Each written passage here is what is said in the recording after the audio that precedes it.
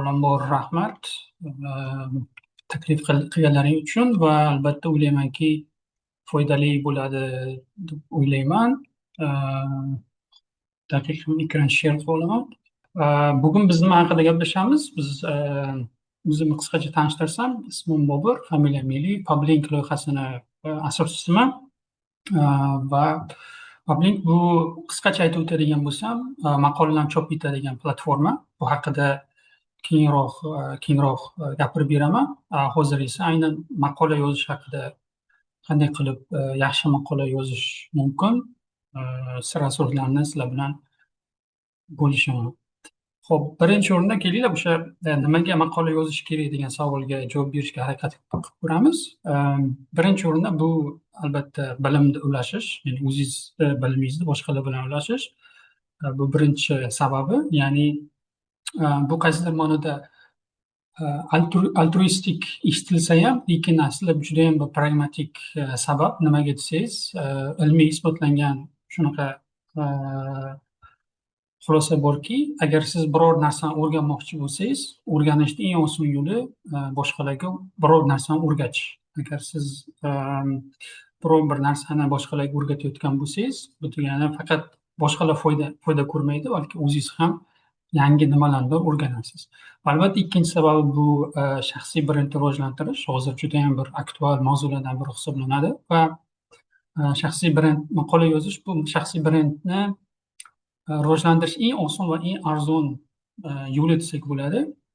Endi to'g'ri, hozirda kimdir aytishi mumkin, video format juda ham aktual deyishingiz mumkin. Shaxsiy brend uchun bu to'g'ri bo'ladi, lekin masalan bir tomoni borki, yaxshi video olish uchun ham ssenariyni yozish kerak bo'ladi, yoki o'zingiz mustaqil yozasiz, yoki biror bir copywriterga bu narsani topshirish kerak. Shu sababli ham nimaga aynan matn yozish muhimligini bu ikkinchi sabab edi. Va uchinchi asosiy sababi, buni kiritib o'tmadim, chunki bu endi yangi narsa. Hozirda mana sun'iy intellekt bilan juda ham aktual bo'lishni boshladi. Sun'iy intellekt har bir sohaga kirib boryapti.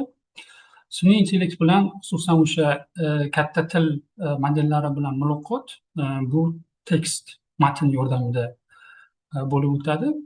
Hozirda va shunday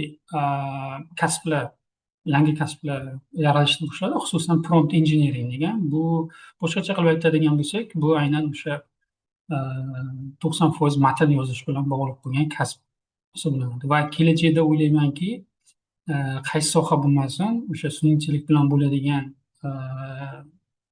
har bir foydalanish yoki murojaat bu matn orqali bo'lib o'tadi va fikringizni mustaqil ravishda aniq, qisqa qilib matn ko'rinishida yoza olish menimcha bu eng kerakli ko'nikmalardan biriga aylanadi. Hop, endi to'g'ridan-to'g'ri tavsiyalarga o'tamiz. Agar ushbu prezentatsiyada faqatgina bitta narsani eslab qolish kerak bo'ladigan bo'lsa, o'ylaymanki aynan mana shu birinchi tavsiya bo'ladi. Bu yaxshi maqola yozish uchun ko'p maqola o'qish kerak. Tasavvur qiling, maqola emas, balki boshqa misol oladigan bo'lsak, aytaylik, film tasvirga olmoqchisiz. Agar o'zingiz film ko'rishni yoqtirmasangiz, katta ehtimol bilan siz yaxshi film tasvirga ola olmaysiz, to'g'rimi? Yoki hech qachon o'zingiz iste'mol qilmagan ovqatni tayyorlash bu iloji yo'q demagan bo'laman, lekin juda ham qiyin. Xuddi shunday maqola yozish uchun siz o'zingiz doimiy ravishda maqola o'qishingiz kerak. Agar maqola o'qish yoqmasa, maqola yozish menimcha ancha qiyin bo'ladi. Shu sababli birinchi tavsiyam shunday bo'ladiki, har kuni qanchadir vaqtni, deylik yarim soat bo'yicha bo'lmaganda, aynan o'sha maqolalarni o'qishga sarflasangiz, maqola yozishdagi sizdagi o'sha poydevor o'z-o'zidan paydo bo'ladi. Hop, keyingi ikkinchi tavsiya bu sabr va vaqt. Chunki maqola yozish bu vaqt talab qiladi. Ya'ni 10 daqiqada qanchalik bilimga ega bo'lsangiz ham 10 daqiqada yoki 15 daqiqada yaxshi maqola yozib bo'lmaydi. Bu narsaga tayyor turish kerak. Bu narsaga oldindan har bir maqola yozmoqchi bo'lgan inson tayyor bo'lishi kerak deb hisoblayman. Maqsadni to'g'ri qo'ysangiz, ya'ni maqsad maqola yozish emas, maqsadni balkim kuniga aytaylik 200-300 ta so'zdan iborat e, bo'lgan, ya'ni maqolani emas, maqolani qismlarga bo'lib, o'sha aynan o'sha qismlariga ko'proq fokus yoki o'sha progressga fokus qaratsangiz, ertaga o'zingizni majburlashingiz ham kerak bo'lmaydi. Chunki agar sizga progressga fokusingizni qaratsangiz, natija qanaqa bo'lishidan qat'iy nazar, qanchadir vaqtdan keyin baribir o'sha o'zingiz xohlagan, o'zingiz yoqtirgan natijaga yetib kelasiz. Shu sababli ham ko'pchilik qiladigan xato shundaki, ya'ni maqola yozishga harakat qilishadi, tabiiyki narsa o'xshamaydi va man uchun emas ekan deb bu fikrdan qaytishadi. Bu narsa aslida noto'g'ri hisoblanadi. Siz maqsad, asosiy oxirgi maqsadni emas, balki o'sha progressni maqsad sifatida olsangiz va unga yetarli tarzda vaqt ajratsangiz, o'ylaymanki, istalgan odam maqola yozib oladi. Xo'p, endi asosiy masala, aytaylik, qaror qabul qildingiz maqola yozishga va ko'pchilikda uchraydigan asosiy savol bu mavzu. Ya'ni nimani tanlash kerak, nima haqida yozish kerak? Buni ko'pchilik qiynaladi, ayniqsa o'sha boshlovchilar. Mani tavsiyam shunday bo'ladiki, mavzu tanlashda birinchi o'rinda siz auditoriya tanlang. Ya'ni sizda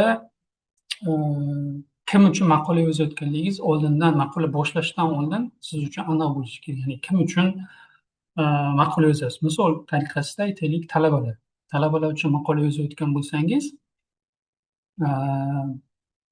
qanchalik aniq qilsangiz auditoriyangizni, shunchalik sizga oson bo'ladi. Ya'ni talabalar uchun maqola emas, balkim aytaylik 4-kurs talabalari uchun, misol uchun o'sha bakalavrda o'qiydigan talabalar uchun, balki undan ham aniqroq qiladigan bo'lsa, aytaylik o'sha tibbiyot sohasini o'rganayotgan 4-kurs talabalari uchun maqola yozmoqchiman desangiz, sizga anchalik mavzu tanlash shunchalik oson bo'ladi. Va yana bir asosiy masala mavzu tanlashda bu, siz o'sha 4-kurs aytaylik tibbiyot sohasini o'rganayotgan talabalarning asosiy muammosi nima degan savolga javob izlasangiz, o'shanda siz maqola uchun yaxshigina mavzuni topgan bo'lasiz. Ya'ni endi maqoladan asosiy maqsad, o'zingiz bilasiz, qandaydir muammoni hal qilish.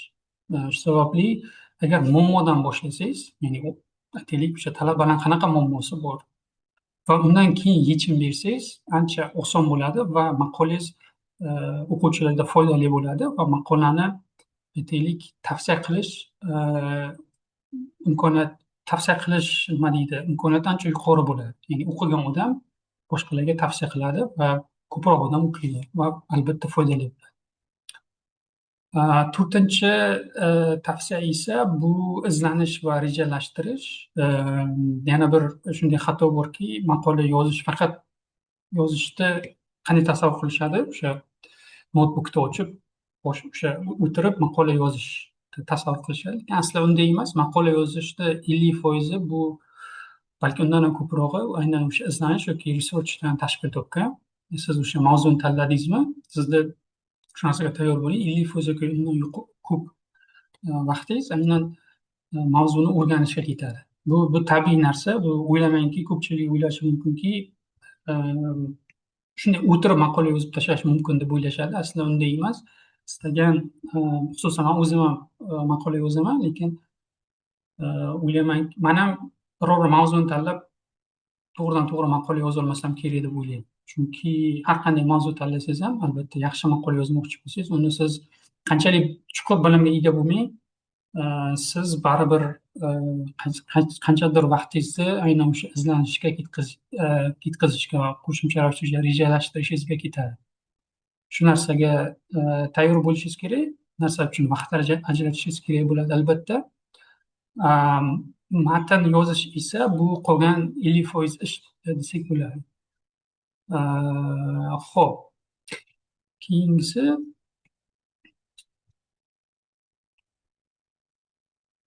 bu proofreading, ya'ni maqolani o'qish. Bu ham juda ham muhim tavsiyalardan biri hisoblanadi. Aytaylik, siz maqolani chop etdingiz, maqola tayyor bo'ldi. Lekin maqolani yaxshiroq yozilganligini qachon bilasiz? Qachonki o'quvchilar uni o'qisa. Shu sababli maqola tayyor bo'lgandan keyin qilinishi kerak bo'lgan oxirgi ish bu albatta tanishlaringizga yoki o'zingiz tanigan bilgan odamlarga ayniqsa o'sha auditoriyadan kimgadir bilan bog'lanib o'sha maqolani o'qib fikrlarini olishga harakat qilishingiz kerak. Chunki aynan o'sha narsa proofreading maqolangizda oxirgi o'sha sayqallab beradigan bosqich hisoblanadi. O'sha maqolani boshqalarga berib o'qitib fikrlab olsangiz, keyinchalik uni tahrirlab maqolangiz ancha yaxshiroq va foydaliroq bo'ladi. Ho'p, maqolani tuzilmasi haqida gaplashadigan bo'lsak, 3 ta asosiy tuzilmadan iborat. Kirish, asosiy qism va xulosa. Ya'ni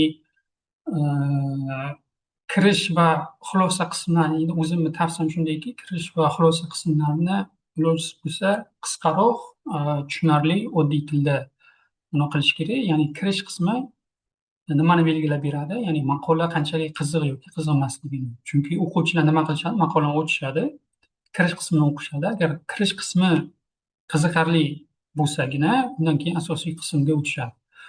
Shu sababli ham asosiy qismga keladigan bo'lsak, asosiy qismda qanaqadir universal bo'lgan talablar yo'q albatta. Uni hajm sifatida hajmda aytadigan bo'lsak, endi o'rtacha 500 ta so'zdan minimum 500 ta so'zdan iborat bo'lishi kerak yaxshi maqola. Ko'p bo'lishi ham mumkin, maqolani bir necha qismlarga bo'lishingiz ham mumkin. Asosiysi mana shu oddiy bir nima deydi, maqolani tuzilmasi, shunga amal qilsangiz yaxshi bo'ladi. Albatta xulosa qismi esa o'sha kirish qismiga o'xshab qisqa o'sha tavsiya va yechimlarni berib ketsangiz ajoyib bo'ladi va o'sha professional maslahatlar matnlarni iloji bo'lsa minimal qisqaroq qilib yozishga harakat qilib ko'ring. Ya'ni qaysidir ma'noda aytaylik 1000 ta so'zli maqola yozish va maqoladan so'zlarni yoki qaysidir gaplarni olib tashlash bu normal praktika hisoblanadi. Ya'ni siz qo'rqmang, agar maqola yozgan bo'lsangiz, uni qisqaroq qilish, ixchamroq qilish bu yaxshi narsa. Ya'ni to'g'ri, misol uchun mehnat qilgansiz, vaqt yetkazgansiz, uni o'chirishni ko'pchilik xohlamaydi, lekin mazmun uchun uni o'sha matnni qisqartirish bu normal holat hisoblanadi.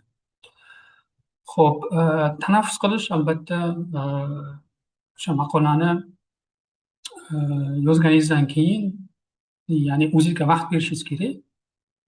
Ya'ni vaqt berib, uni qaytadan o'qib ko'rib, chunki oradan vaqt o'tgandan keyin siz maqolani aytaylik qaysidir joylarni o'zgartirgingiz kelib qolishi mumkin, nimadir qo'shishingiz mumkin, nimadir olib tashlashingiz mumkin. Va albatta o'sha sarlavhalardan foydalanish. Ya'ni o'quvchi maqolani qanday o'qiydi? O'quvchilar birinchi o'rinda maqolani ochgandan keyin uni boshdan oxirigacha bir ko'z yugurtirib chiqishadi. Aynan maqolani qiziq yoki qiziq emasligini aynan o'sha sarlavhalar belgilab beradi. Ya'ni maqolani sarlavhalarga bo'lib chiqsangiz, rasmlar bo'lsa, infografika yoki qanaqadir manbalarni ko'rsatsangiz, bu nima deydi, maqolani o'qish imkoniyatini, o'sha o'quvchilar o'qish imkoniyatini ancha yuqori qiladi.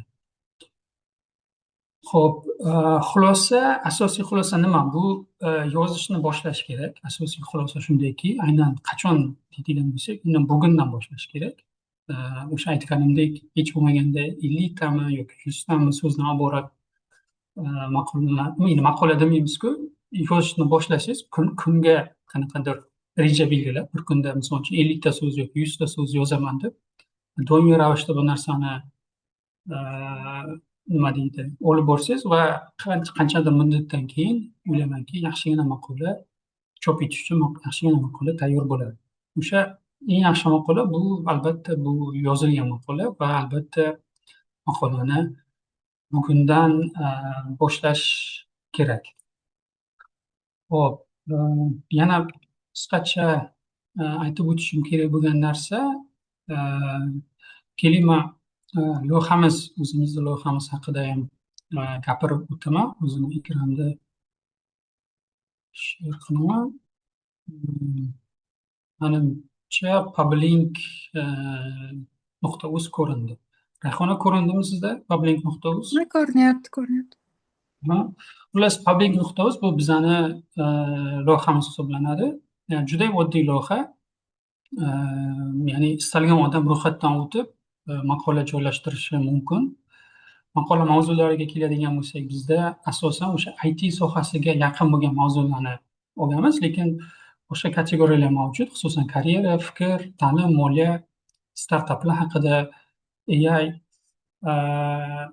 Nimani tavsiya qilgan bo'lardim? Birinchi o'rinda e, maqolalarni o'zingiz mustaqil kirib o'qib ko'rishingizni tavsiya qilardim. O'ylaymanki, istalgan mavzuda o'zingiz uchun qiziq bo'lgan maqolalarni topishingiz mumkin bo'ladi.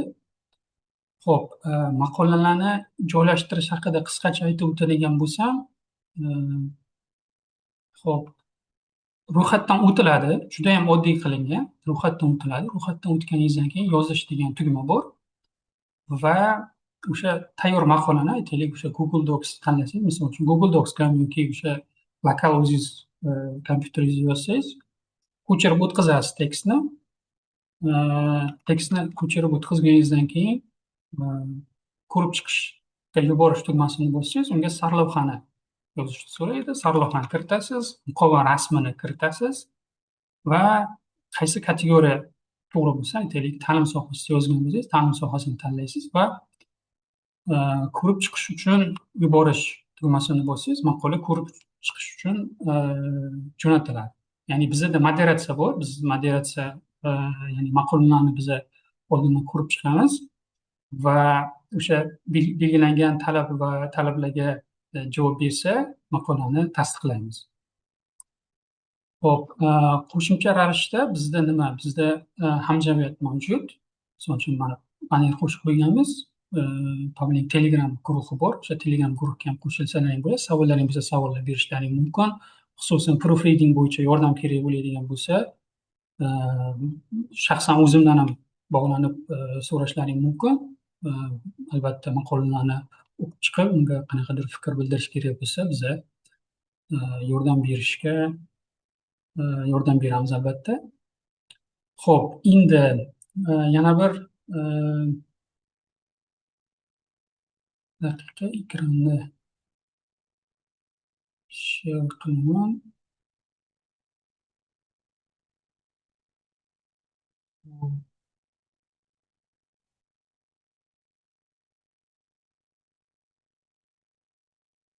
AI to'g'risida qisqacha gapirib o'tib ketaman. Endi research masalasiga keladigan bo'lsak, research masalasi eng ko'p, o'sha aytib o'tdim, eng ko'p vaqt oladigan narsa hisoblanadi va research uchun nimani tavsiya qilardim? Perplexity degan nima deydi, sun'iy intellekt, qidiruv sun'iy intellekt xizmati mavjud. Ya'ni bu bepul, ro'yxatdan o'tib foydalanishingiz mumkin. Xullas, Perplexity'ni biz shaxsan o'zim ham foydalanaman. Ya'ni nima uchun? O'sha research qilish uchun shaxsan o'zim Perplexity'dan foydalanaman. Google'dan yaxshiroq. To'g'ri, Google'dan ham foydalanishni tavsiya qilaman, lekin yaxshi tomoni shundaki, aynan sizga kerak bo'lgan narsani siz o'zingiz izlab qidirib topishingiz mumkin bo'ladi. Siz uchun kerak bo'lgan narsani qisqa o'sha matn ko'rinishida manbalari bilan chiqarib beradi va uni keyinchalik yana o'zingiz o'sha manbalarni qo'shimcha ravishda o'rganishingiz mumkin. Va yana nimani aytishim mumkin? Qo'shimcha ravishda bu Gemini Notebook degan, oldin Notebook LM deb nomlanardi, o'z nomini o'zgartirishdi. Gemini Notebook degan Google'da xizmati bor. Ya'ni bu nimaga kerak? O'sha research uchun juda ham foydali narsa. Buni yaxshi tomoni shundaki, aytaylik, sizda qanaqadir o'sha research paperlar, misol uchun PDF fayllar bor yoki qanaqadir dokument bo'lishi mumkin, bu audio bo'lishi mumkin, bu video bo'lishi mumkin, istalgan narsa bo'lishi mumkin. Siz o'shani barchasini, aytaylik, fayllarni upload qilib, misol uchun rasmlar bo'ladimi, PDF bo'ladimi va savol berishingiz mumkin bo'ladi. notebook yaratasizda o'sha savol berganingizda yaxshi tomoni nimada? O'sha misol uchun biror bir PDF faylni upload qilsangiz,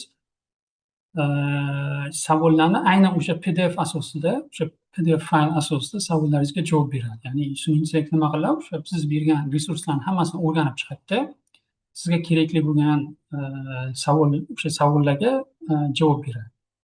Qo'shimcha ravishda nima qilishi mumkin? O'sha mazmunini o'rganib chiqib, xulosa berishi mumkin. Sizga audio format yaratib berishi mumkin. Misol uchun podkast yaratib berishi mumkin. O'sha dokumentlar, hujjatlarni o'rganib chiqib va siz qo'shimcha ravishda uni o'zingiz yana o'rganib, aytaylik, mind map formatida yaratishingiz mumkin yoki flash kart yaratishingiz mumkinda, uni o'sha researchda yana davom ettirishingiz mumkin. Shuning uchun mani tavsiyam qanday bo'lardi? Aytaylik, o'sha biror mavzu tanlagan bo'lsangiz, birinchi o'rinda Perplexity yordamida izlash ma'lumotlarni, topilgan ma'lumotlarni olib, aynan o'sha Gemini notebookga joylab, barcha ma'lumotlaringizni o'sha ma'lumotlar asosida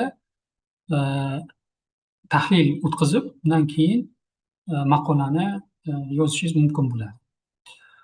Xo'p, qisqacha sun'iy intellektda misol uchun ko'pchilik hozir ChatGPT yordamida maqolalar yozishyapti, yozishga harakat qilishyapti. U narsani tavsiya qilmagan bo'lardim boshlash uchun. Nimaga desangiz, chunki uslubiy jihatdan sun'iy intellekt, xususan ChatGPT yordamida yozilgan maqolalarni o'qisangiz, u ChatGPT yordamida yozilganligi bilinib turadi.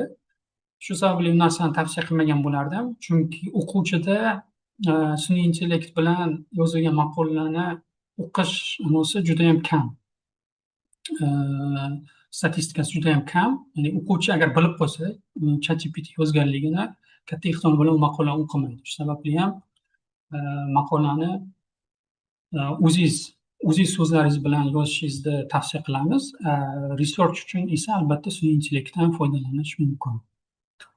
Xo'p, qisqacha bizani prezentatsiya shu edi. O'ylaymanki, savollar qismiga o'tsak ham bo'ladi. Hurmatli ishtirokchilar, agar savollaringiz bo'lsa, kommentariyaga yozishingiz yoki qo'l ko'tarishingiz mumkin. Xo'p, savol berishibdi Dilnoza Jabborova.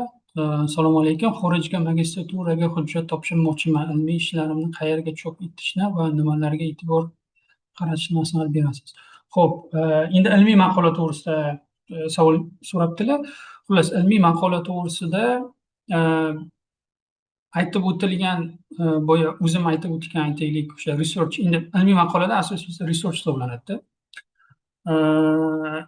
Sun'iy intellektdan foydalanish taqiqlangan, o'zingiz bilasizlar, va sun'iy intellektda yozilganligini tekshiradigan universitetlar narsadan, ya'ni universitetga domlalar narsadan foydalanishadi. Ya'ni AI detektor deydi. O'sha sun'iy intellekt maqola sun'iy intellekt yordamida yozilganmi yoki yo'qmi, bu narsani tekshirishadi. Shu sababli ham sun'iy intellektdan foydalanishni men tavsiya qilmayman, chunki maqolangiz qabul qilinmaydi.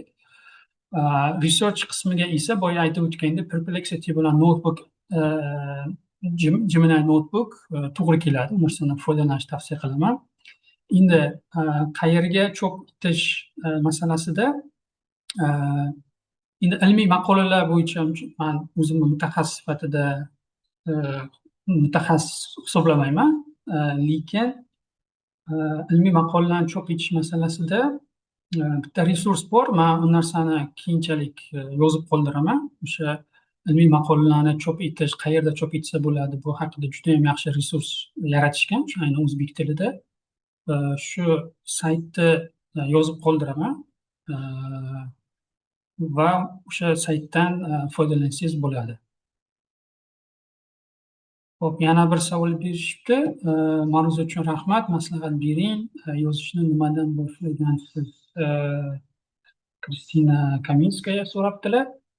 Xo'p, maqola yozishni o'zim endi mani nima deydi, opitim shunday bo'lganki, endi men ko'proq texnik maqolalar yozaman.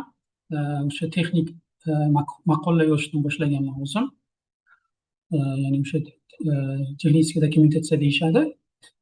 O'zim IT sohasida ishlaganligim uchun o'sha nima deydi, boshqa xodimlar uchun, boshqa mutaxassislar uchun texnik dokumentatsiya, ya'ni texnik hujjatlar yozishdan boshlaganman va shu sababli keyinchalik esa shu narsa shakllanib, o'zim ham hozirda doimiy ravishda maqolalar yozib kelaman. Asosiysi shundan boshlangan. Ya'ni maqolani yozishda man texnik hujjatlar yozishdan boshlangan va qo'shimcha ravishda o'sha vaqt oldinlari blog yuritardim. Blog post yozishdan boshlaganman. Endi hozir blog post men uchun uncha aktual emas. Men uchun hozirda eng aktual narsa bu Telegramga post yozish bo'lsa kerak deb o'ylayman.